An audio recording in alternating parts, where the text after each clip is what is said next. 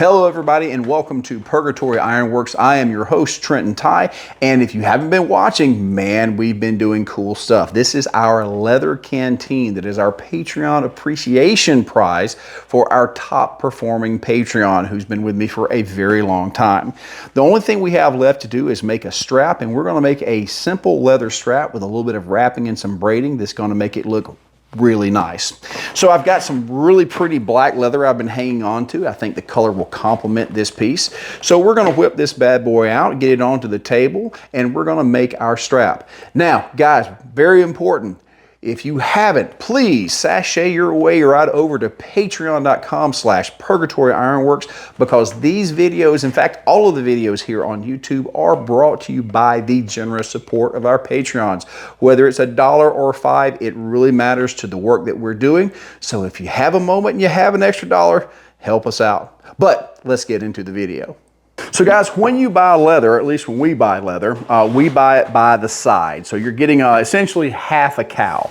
And normally if you're cutting belts and things like that, on the inside of this roll, which is toward the spine of the cow, you're going to have this straight line where they have actually split the hide itself.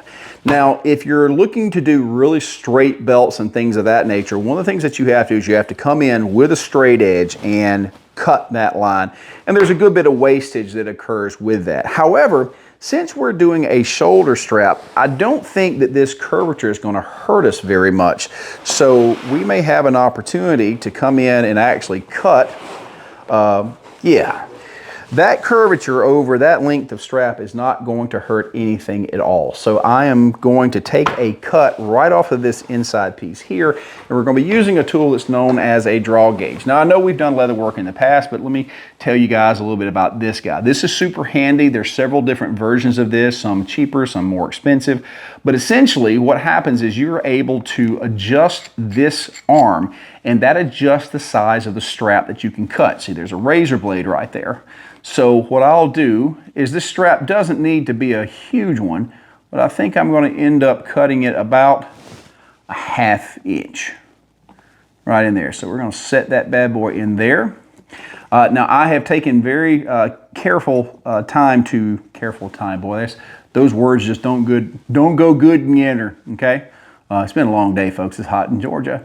I've taken special care to sharpen this very well because this is very thick leather. And if you do not have a sharp tool when you're doing this, boy, you are just asking for problems.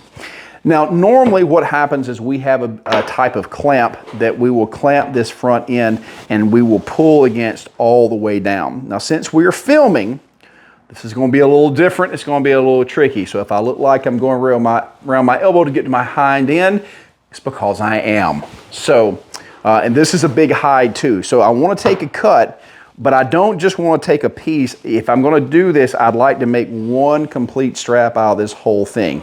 So, here we go. So I'm going to get my piece here. Starting is always the toughest. If you want to look right there, you can see how I'm sliding that piece in there. Sometimes you can come in with your scissors and nick that to make this starting a little easier. But I've made this a razor blade sharp. Now, you're not going to pull this piece. You're going to pull the piece that you're cutting. My thumb stays on this side to keep that leather pressed down. And now there is nothing worse than getting off and messing up your strap with this. So I'm trying to be very careful so I don't have to cuss on YouTube.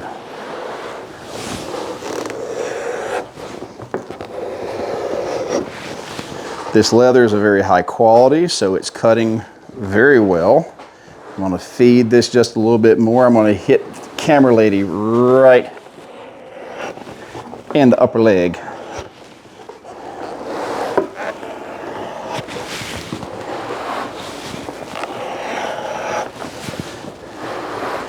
Oh, we got a system now, boys and girls.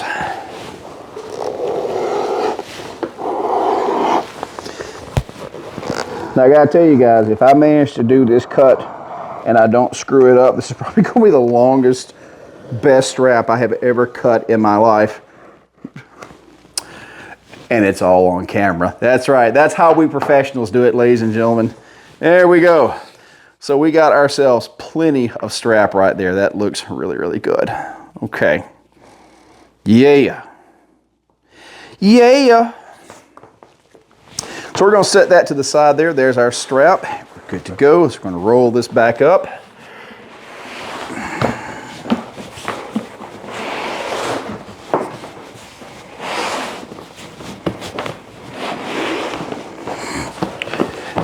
And put things back up nice and neat.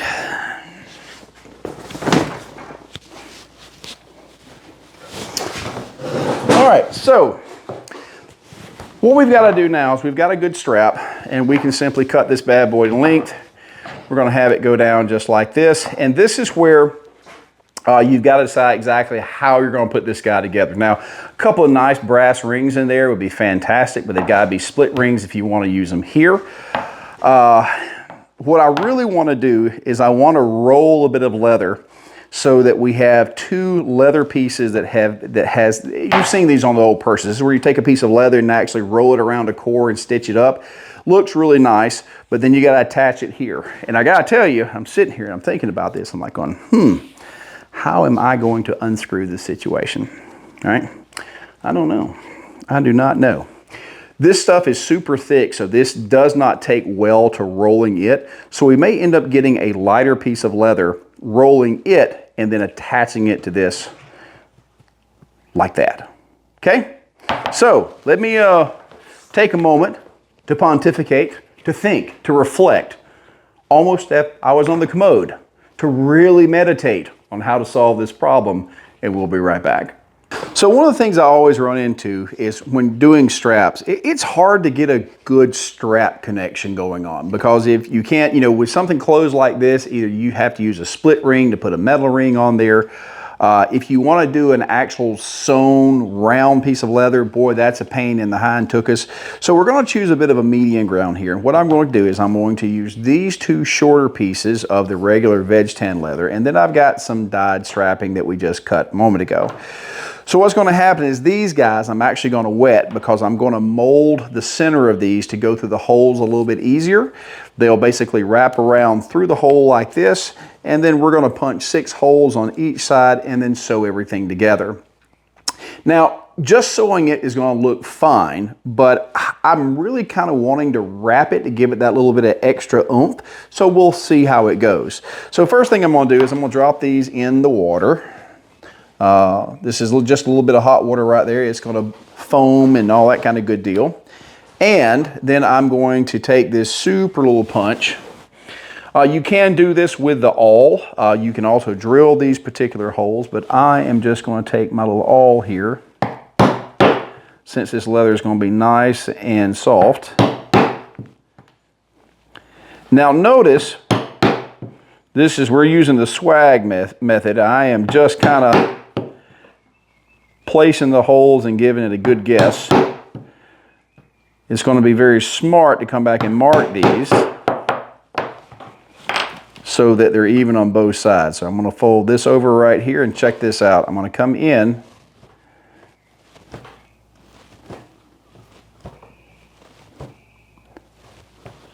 to give myself an idea of where to punch these.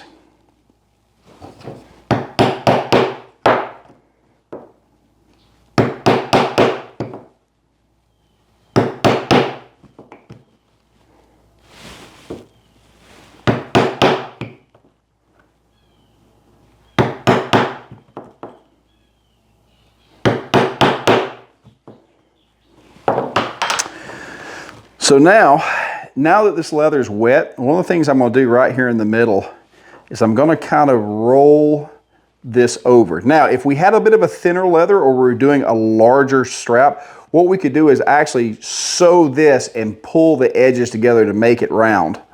But this leather is just a little too thick for that, so we're just going to use the wet and poke method. So this will go right through here.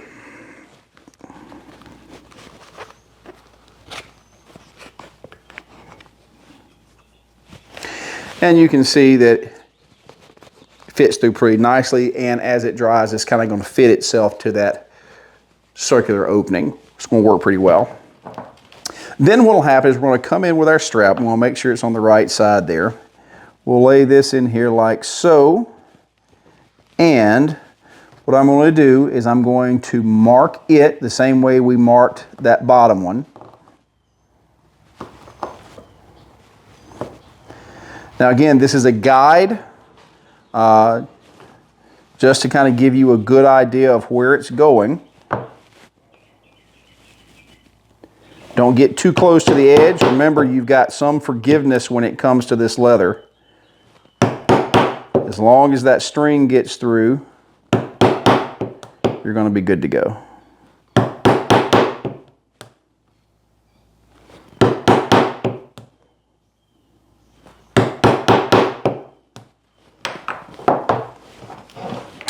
And so what will happen is it'll go in just like this, and we're going to grab ourselves a string and some thread, and we're going to sew this bad boy up.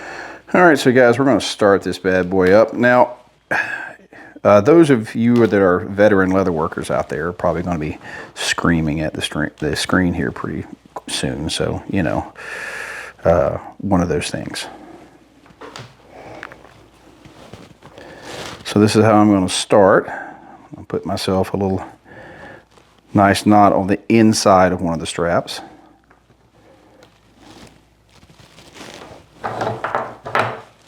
Make sure and cut the correct side. Always a bummer when you don't. And now I'm just going to do some very basic cross stitching here. Pull this into line.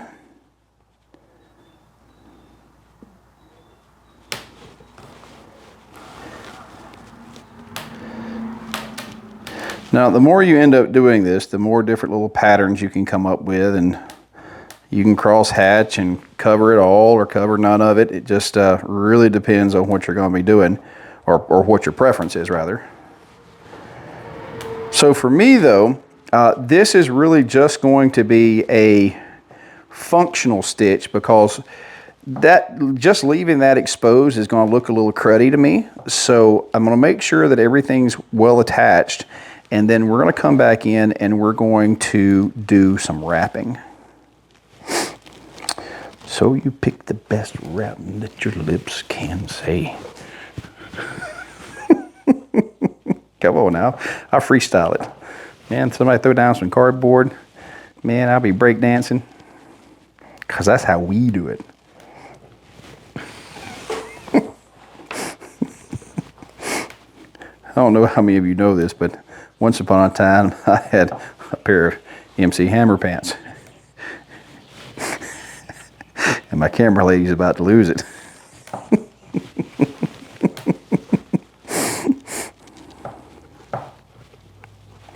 So again, the good news is you know, these holes are not exactly perfect. It doesn't matter. Because I'm using these blunt needles, I'm not at risk of stabbing myself to death. So I can kind of fiddle around in there and get it set up. And again, this is all very functional. So what I'll do, I'm going to come back out here, and I can, just to finish that stitch, I can just absolutely tuck it through everything like so.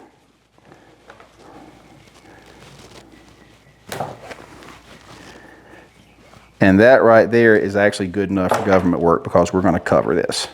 So snippy snippy, and there's one side all ready to go. All right, so let me do our other side, and then we're going to come back and I'm going to show you how we're going to finish this. All right, so guys, we're going to do an English whipping here, and what will happen is we're going to have this end, we're going to start it just like this. And the first thing that I'm going to do is I'm going to get myself about 2 or 3 loose wrappings, just to get everything cranking. I'll push these down, and we'll make sure that they're stacked like that, and then I'll actually pull that extra little piece out.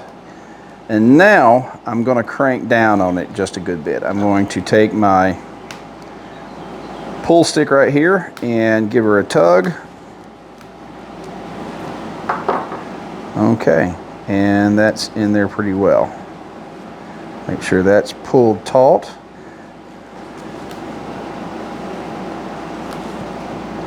This bank line, again, is really tough stuff. Even if you're pulling against it with your foot, it's very difficult to break.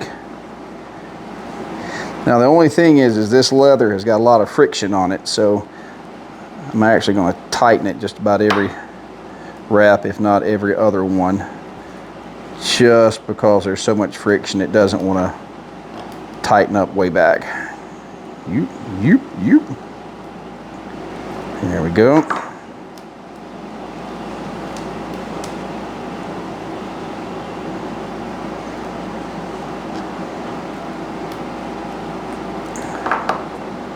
Okay, now I got about 3 or 4 more wraps I want to go, and this is the point where I'm going to grab my ripcord.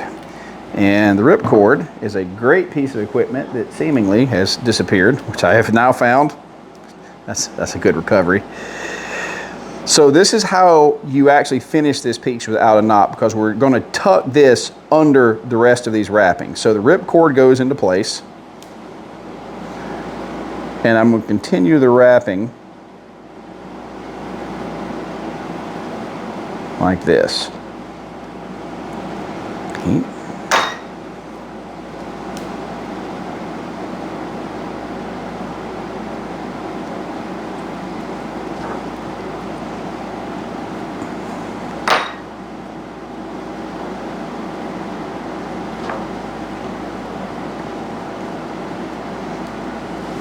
Another good tug. And now to finish this time I'm going to come with the string and I'm going to go through the ripcord just like this. And the ripcord has now trapped that thread. Hold it right there, okay? So see the ripcord where it's trapped it, and now what will happen is I'm going to take my pull stick and my ripcord, and I'm now going to pull this under these 3 we've wrapped. So let's do this. There we go. Well, there's a great shot of that. There you go. So now I can simply pull that on through, and now both ends of this cord have been secured under a wrap. So we'll come in and snip, snip.